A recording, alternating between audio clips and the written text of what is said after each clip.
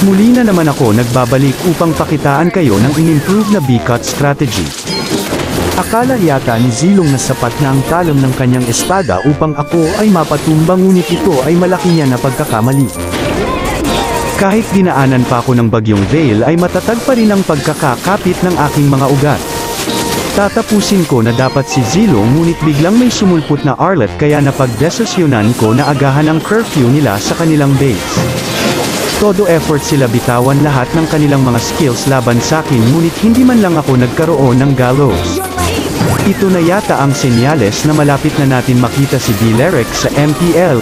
Kung ganito ba naman kakunat ang magiging XP lane mo, wala na siguro makaka-counter pa sayo kundi chainsaw. Pinapaalala ko parati sa inyo na ang mga items na ginagamit ko ay nakadepende lamang sa heroes ng mga nakakalaban ko, at ang emblem na gamit ko ay Tenacity na may tig-3 attributes sa Vitality at Inspire. Kahit nakapikit, sobrang lagkit, paano pa kapag late game na.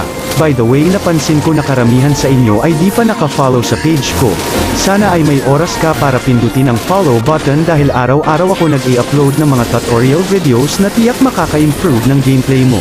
At sa tingin ko'y hanggang dito na lang muna. Sana ay may natutunan ka. Hanggang sa muli.